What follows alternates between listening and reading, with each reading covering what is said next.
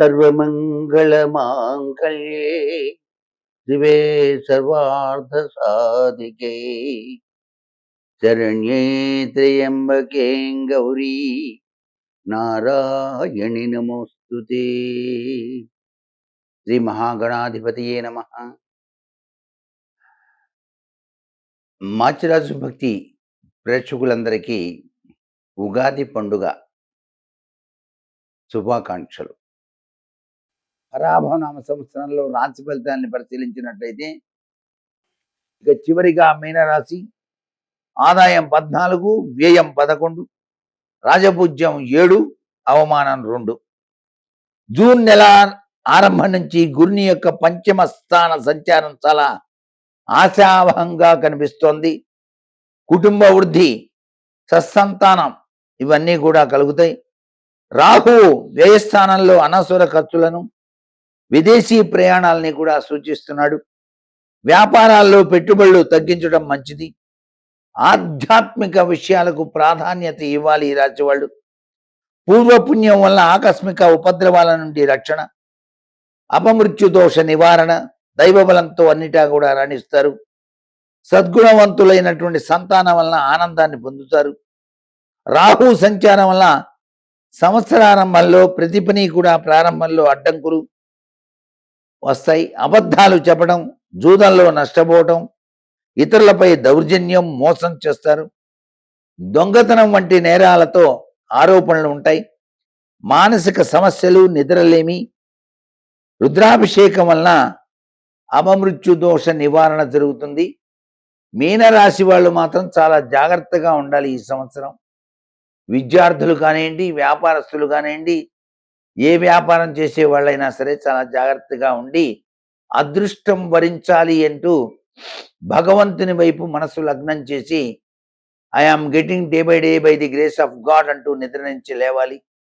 అలాగే అంతా పరమాత్మ లీల అనేటువంటి భావన పరంపరతో మనసును గట్టిగా చేసుకొని భాష మాట్లాడేటువంటి విషయంలో కూడాను రౌద్రం పనికి రాకుండా దైవ చింతనా తత్వతో గడపడం ఈ రాశి వారికి సర్వ విధాల శ్రేయోదాయకం. అదృష్ట సంఖ్య 7. గురు, సోమ, మంగళవారాలు కలిసి వస్తాయి. ఆంజనేయ స్వామి ఆరాధన, దుర్గాదేవి ఆరాధన, శివారాధన చేయటం సర్వ విధాల శ్రేయోదాయకంగా చెప్పాల్సి ఉంటుంది. ఇక్కడ కొద్దిగా అందరూ తెలుసుకోవాల్సింది ఒకటి, కేవలం రాశి ఫలితాలని చూసి వామో వాయో అని చెప్పేసి అనుకోవాల్సిన పని లేదు. ఎవరి జాతక చక్రరీత్యా వారి యొక్క లగ్న బలాన్ని అనుసరించే జీవితం నడుస్తుంది తప్ప కేవలం రాశి ఫలితాల మీద పూర్తిగా ఆధారపడి ఈ సంవత్సరం నాకు బాగలేదు వామో, ఆదాయం తగ్గింది, వ్యయం పెరిగింది అని బాధపడకండి. అలాగే అన్నిటికీ మించి కాలస్వరూపుడైనటువంటి పరమేశ్వరుడి ధ్యానం చేయటం సర్వవిధ శ్రేయోదాయకం. చైత్రశుద్ధ పాడ్యమి తెలుగు సంవత్సరాదిగా మనమంతా కూడాను ఆచరిస్తూ ఉన్నాం తరతరాలుగా.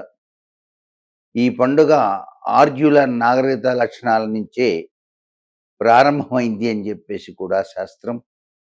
భారతదేశంలో ఈ యొక్క ఉగాది పర్వదినాన్ని వైశాఖ, కార్తీక, మార్గశిర, ఫాల్గుణ మాసాల్లో జరుపుకునేటువంటి సాంప్రదాయం ఉన్నప్పటికీ కూడా మన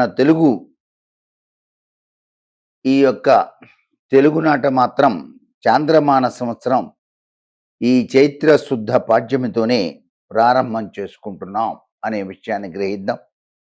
ఈనాడే బ్రహ్మదేవుడు ఉత్తర ప్రాంతం వారు విక్రమార్క శకం, దక్షిణాన శాలివాహన శకం అనుసరిస్తూ ఉన్నారు.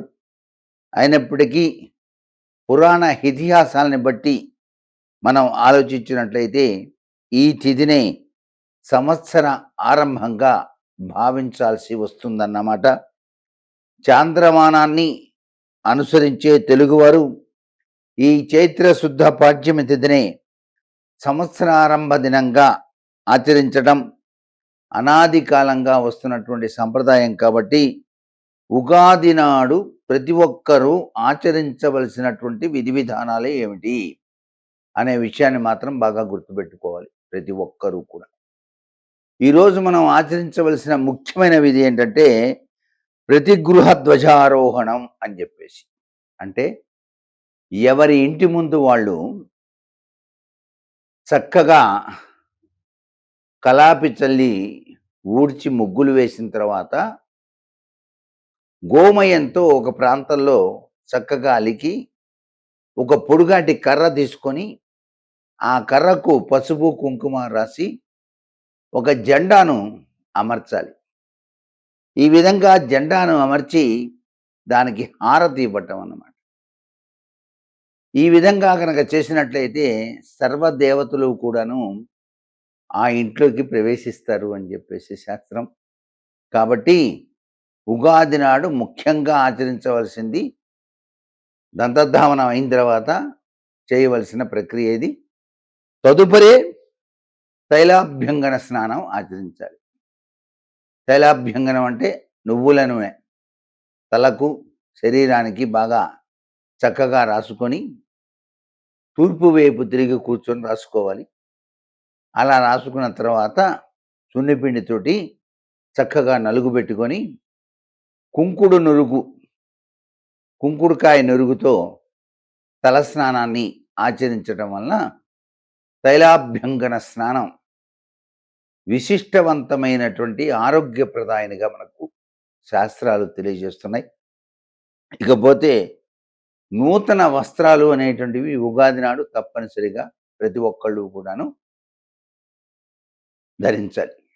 నూతన వస్త్రం మాకు ఇప్పుడు కుదరట్లేదండి అంటే కనీసం హ్యాండ్ కర్చీఫ్ అయినా సరే కొనుక్కోవాలి. ఆ రోజు నూతన వస్త్రం అనేటువంటిది చాలా అవసరం. అలాగే ఛత్ర చామరాది స్వీకరణ కూడా చేస్తూ ఉంటాం. గొడుగు, ఛత్రం ఇవన్నీ కూడా కొనుగోలు చేయటం జరుగుతుంది. తర్వాతే దేవతార్చన చేస్తాం. దేవతార్చన చేసేటప్పుడు అండి తప్పనిసరిగా బ్రహ్మదేవుడికి నమస్కారం చేసుకోవాలి.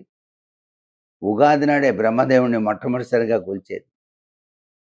ఎందుకంటే సృష్టి ఆయన నుంచి ప్రారంభమైందని, ఆయనే ఈ యొక్క విధి విధానాన్ని మనకు అందించాడని, బ్రహ్మదేవుడు ఉగాది పండుగ ఎప్పుడు అని చెప్పేసి తెలియజేశాడు అని చెప్పేసి. కాబట్టి బ్రహ్మదేవుణ్ణి కొలుస్తాం.